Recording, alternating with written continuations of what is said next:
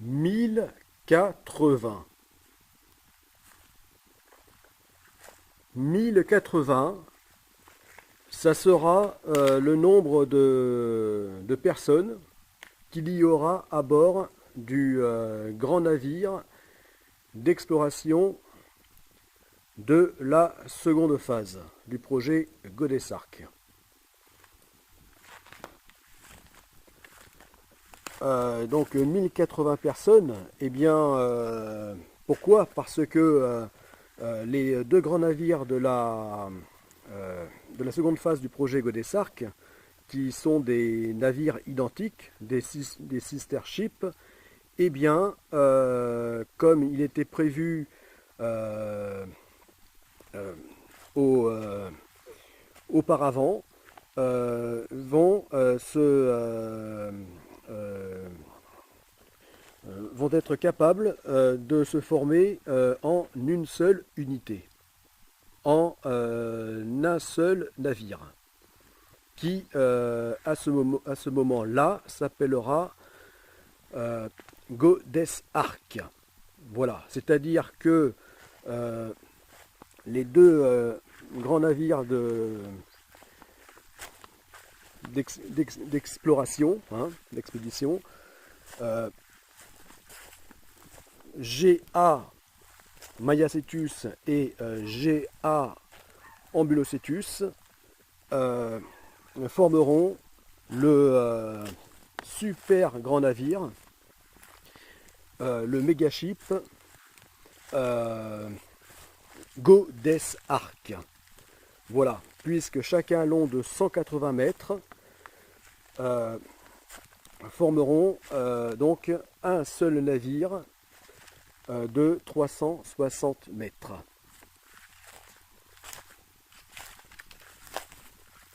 Qui à ce moment-là se nommera Goddess Ark. Voilà, d'où le nom du projet Godessark. Voilà. Donc je reviens donc à ce concept de navire composite, dans le sens de navire pouvant se, se, se former en deux unités, se séparer en deux navires distincts et pouvant aussi donc se rassembler en un seul.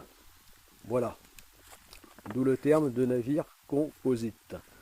Qui plus est, un navire articulé, puisqu'à ce moment-là,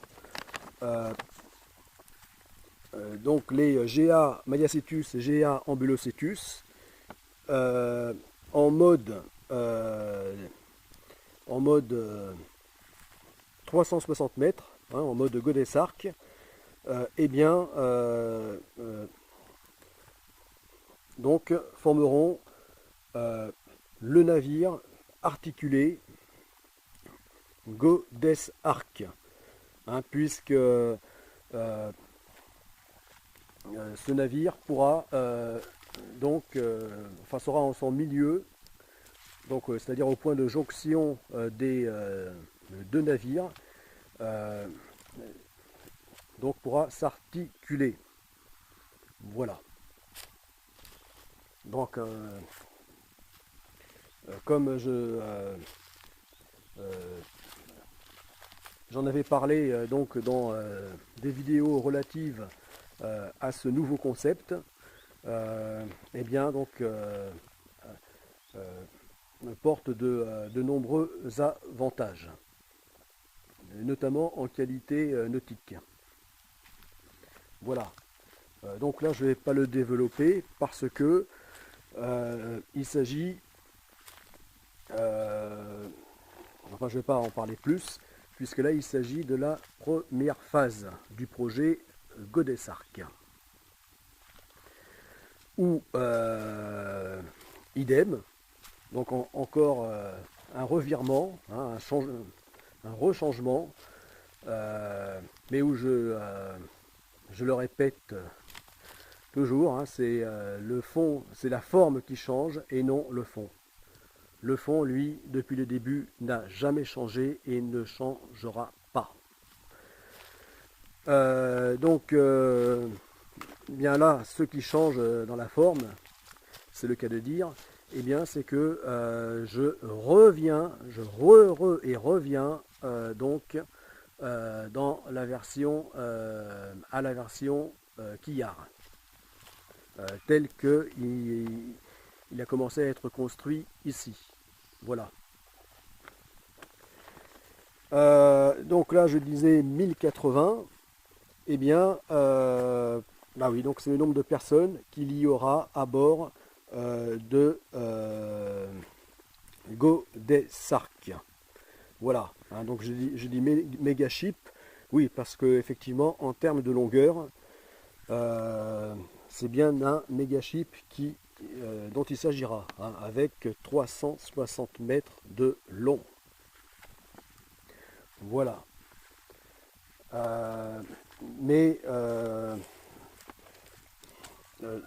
Donc en termes de passagers à bord, eh bien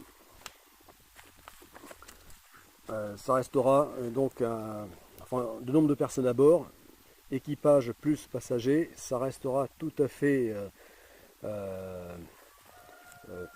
modeste pour un grand navire de croisière, puisque seulement, entre guillemets, je dis bien, seulement 1080 personnes à bord.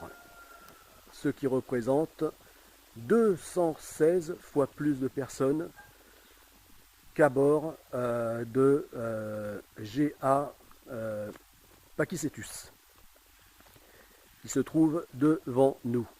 Voilà.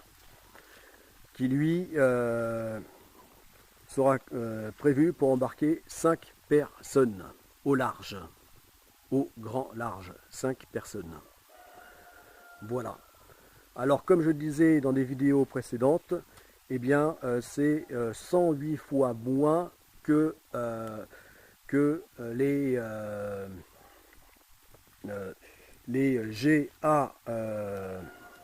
GA Mayacetus et GA Ambulocetus. Voilà. Donc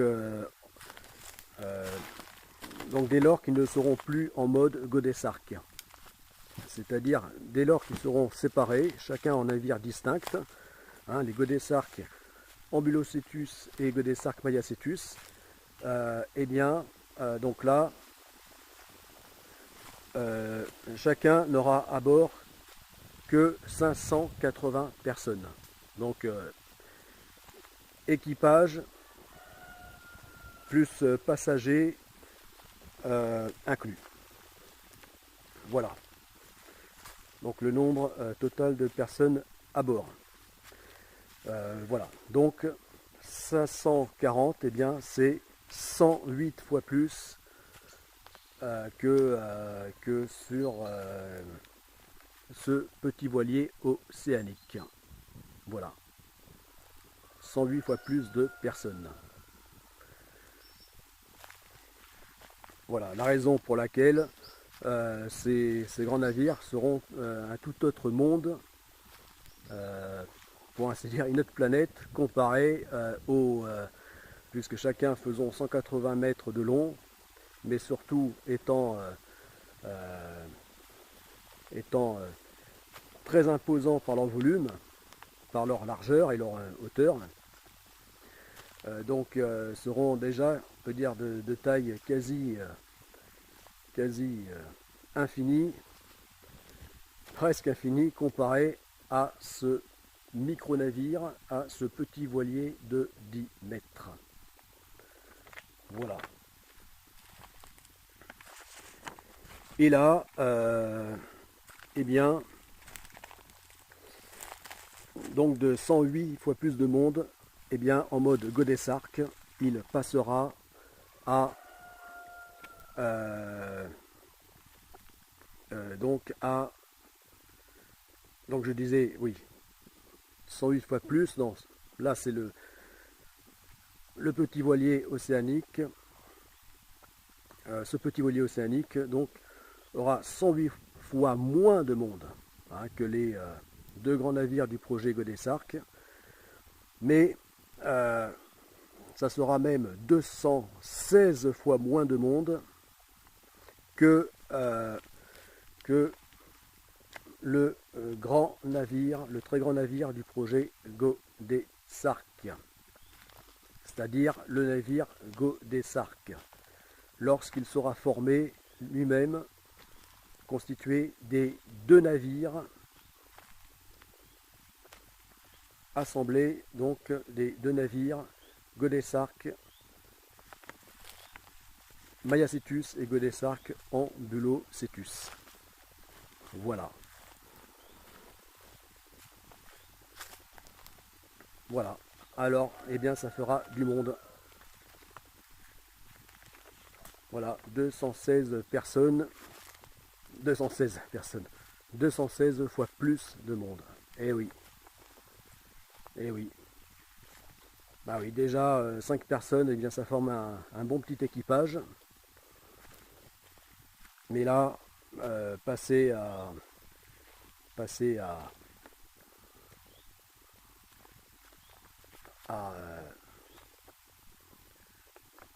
donc à 108 fois plus, puis 216 fois plus, là, eh bien, ça devient énorme. Voilà. D'où le minimalisme de la première phase du projet Godessark au gigantisme de la seconde phase. Voilà.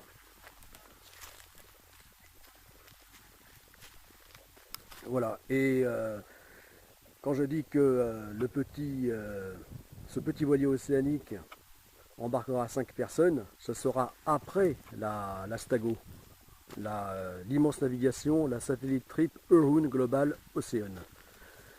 Où là, lors de cette navigation, il sera même question qu'il n'y ait qu'une seule personne à bord.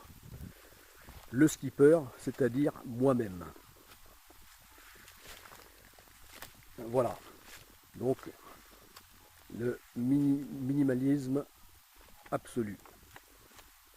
Voilà. Où on passera au gigantisme absolu, en tout cas pour ce qui est du navire d'exploration, lors de la seconde phase. Voilà. Avec 1080 personnes à bord. Voilà. Oui, alors là, il faut que je fasse attention où je mets mes pieds. Parce que tout à l'heure, j'ai vu à moins d'un mètre de mes pieds une vipère passer. Voilà. Une belle vipère.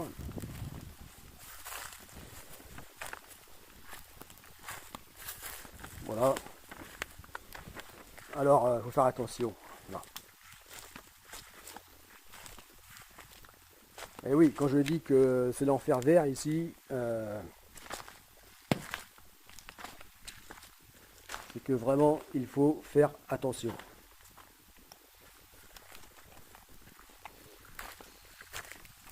Voilà.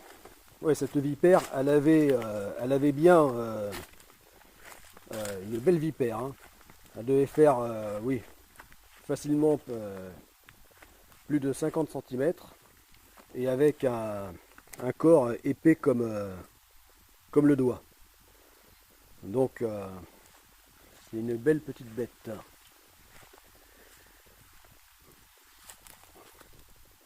Voilà. Alors,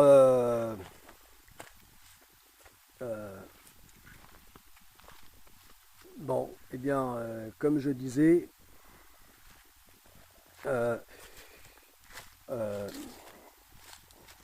donc je le construis en quillard. Voilà, je reviens au mode quillard. Bon, je coupe et reprends la vidéo.